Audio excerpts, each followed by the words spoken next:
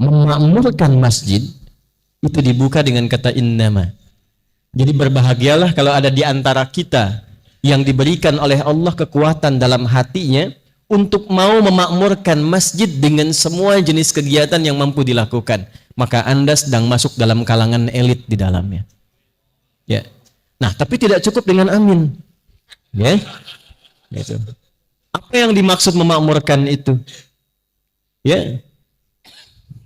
Yang pertama, man amana billahi wal yaumil akhir. Dia membawa misinya ke masjid itu karena imannya supaya cari bekal di hari kiamat untuk pulang. Jadi mengelola masjid itu bukan mengelola perusahaan. Orientasinya bukan dunia. Mengelola masjid untuk DKM ditujukannya betul-betul untuk menaati Allah. Ya.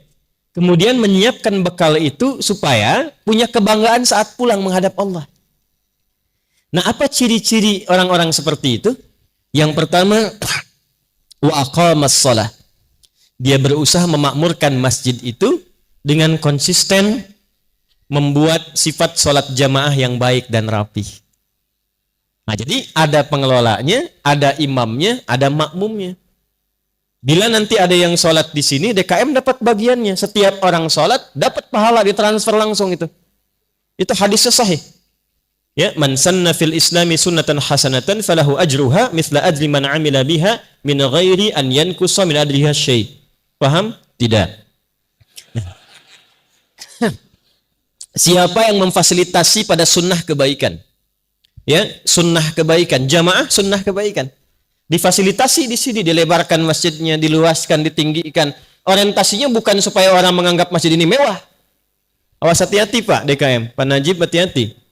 Kalau hanya keinginan menjadikan masjidnya tanpa dinilai mewah, nah, maka keluar dari golongan elit itu. Ya, keluar dari golongan elit. Diharapkan dengan masjidnya direnovasi, jamaah mesti nyaman merasakan kenikmatan sholat di sini. Safnya makin luas, ada kenikmatan untuk ibadah kepada Allah. Itu setiap orang masuk satu, maka dia sholat baru masuk dapat 25 kebaikan. Sholat dapat 27. Jarak satu keduanya 500 tahun. Dua ketiganya 500 tahun. Itu di Sahih Muslim. Itu begitu jamaahnya dapat, langsung DKM-nya pun setiap orangnya dapat transferan sama persis dengan orang yang ibadah di situ. Ya. Itu satu. Wa ataz zakah, nanti mengelola potensi zakat dengan baik. Walam yakhsha illallah, dan menerapkan hukum Allah di masjid. Masjid itu rumah siapa? Rumah Allah, bukan rumah pengurus. Saya main ke rumah pengurus, punya aturan. Masuknya lewat sini, duduknya di sini, yang ngatur yang punya rumah. Kita datang ke rumah Allah yang dipakai aturan Allah. Karena itu kalau nanti sudah bagus, sudah rapi, yang pertama dipelajari oleh DKM, bukan membuat program, tapi belajar fikih masjid tentang aturan Allah di dalamnya. Ini penting saya sampaikan, sebab ini rahasia di antara kita ya. Ada 9 jenis setan yang berbahaya. Nanti kalau kita ke Palembang lagi, bikin kajian yang terukur, insya Allah nanti kita buat tema khusus judulnya fikih setan. Supaya kenal. Antum kesini cuma tahu jalan yang mulus, tak tahu di situ ada lubang, terperosok. Nah, setan itu kan bahaya. Mesti kita kenali. Di antara 9 jenis setan itu, ada setan yang memang tugasnya berada di masjid. Dan yang pertama kali digoda bukan jamaah, tapi DKM masjid. Ingat itu. Kalau sekarang kompak Pak. Kompak jadi, bagus, sama-sama nyumbang. Nanti setelah jadi, masuk dia. Supaya dibikin pecah DKM-nya. Kalau jamaah satu bosan, yang lain datang. Tapi kalau DKM sudah nggak mau ke masjid, jamaah pun malas. Kenapa nggak ke sana? DKM-nya ribut melulu katanya. Padahal masjidnya bagus. Maka dari itu penting kita buat aturan-aturan itu supaya paham. Jangan takut dengan kas Pak, karena kan rumah Allah. Yang penting itu Allah kasih berapa, kemana dikeluarkan sesuai dengan aturan Allah. Ini penting saya pertajam dulu, karena sekarang ini baru kita masuk mendapati masjid sudah bagus. Dan dalam tahap penyempurnaan. Saya memberikan pesan yang kuat dulu, supaya nanti saat kita guyub menjadikan masjid ini baik, insya Allah DKM-nya pun sudah kuat, kitanya pun nyaman ibadah di dalamnya. Yang saya cintai, saya banggakan, seluruh keluarga saya tercinta yang hadir jamaah saat ini dalam pengajian malam hari ini. Saya bermohon pada Allah Subhanahu wa taala, dari manapun Anda datang, siapapun Anda berada di sini, semoga semuanya mendapatkan rahmat Allah Subhanahu wa taala.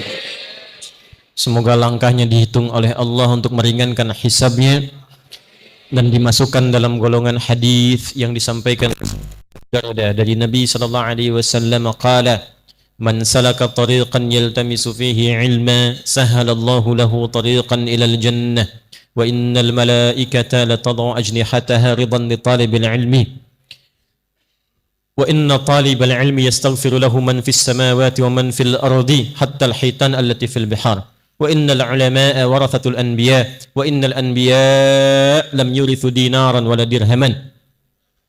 Siapapun yang melangkahkan kakinya, dia berangkat dari manapun asalnya, menempuh perjalanan dengan tujuan untuk belajar, mau ngaji tidak yang lain, bukan untuk selfie, bukan untuk foto-foto, bukan hanya untuk menggambarkan saya jumpa ustadz bikin status, tapi tujuannya betul-betul untuk belajar. Dia datang untuk belajar, dia rekam pun untuk belajar, dia foto pun dia tebarkan untuk menenangkan hatinya supaya belajar. Apa yang Allah berikan kepadanya? Dari sejak dia berangkat sampai dengan ke majlis ilmu, sampai dia pulang, Allah perintahkan malaikat mencatat langkahnya untuk meringankan langkah ia saat hisab menuju surganya. Hadisnya sahih. 2. Nanti kalau Anda ada ustadz lain lagi, praktekkan hadis ini. Sejak dia berangkat, duduk sampai pulang, Allah perintahkan satu malaikat khusus membentangkan sayapnya, memberikan ridha kepada penuntut ilmu itu. Nah, di antara ridhanya Allah itu, ya, melalui malaikat tadi, itu ada 2. 1, mengaminkan doa-doa yang dimohonkan. Nah, jadi kalau nunggu penceramah, nunggu kiai, nunggu tuan guru, nunggu al-habib, habaib misalnya, ustadz, itu jangan banyak kita melakukan hal yang tak penting. Mungkin itulah cara Allah yang diinginkan untuk mengabulkan permohonan kita selama ini. Itu pertaruhannya, datang minta. Mungkin itu yang menjadikan doa Anda cepat terjawab dalam keadaan berdiri ingin belajar.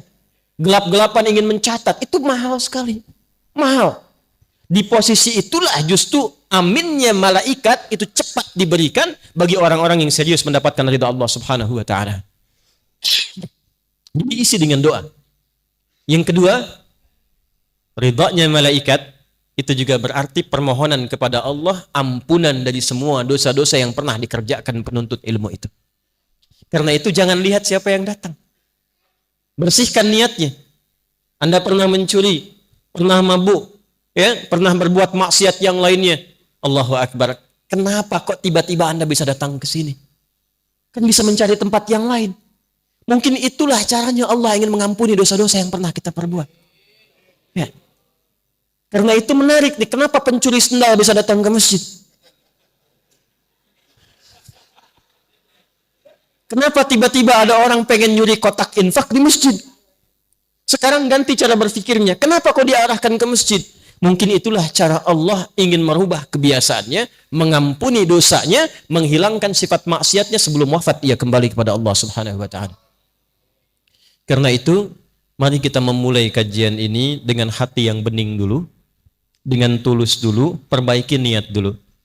Yang pegang handphone setelah masuk ke kajian, simpan dulu, supaya kita mendapatkan fadilah-fadilah tadi.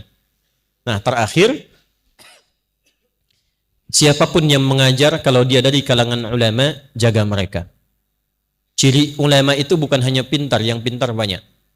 Ciri utamanya, dia punya rasa khasyah kepada Allah. Innama yakhshallaha min ibadihil ulama. Ya, dia khawatir kalau dia bicara takut Allah tidak ridha. Akhlaknya mulia, lembut sifatnya, punya kepedulian tinggi pada murid-muridnya. Guru saya selalu berkata, nak, kalau engkau mengajar, tatap wajah-wajah itu.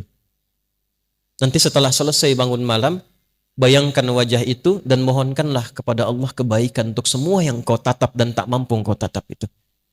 Minta kepada Allah supaya ditanamkan pada jiwa mereka kedamaian, kebaikan, dan pengetahuan yang merubah mereka menjadi lebih baik. Dan bertakwalah kepada Allah untuk memohon ampunan agar setidaknya engkau mampu mengamalkan dari apa yang pernah engkau sampaikan kepada orang-orang yang engkau ajarkan itu. Itu amanah guru saya pertama pulang ke Indonesia, saya menghadap, itu kalimat yang beliau sampaikan.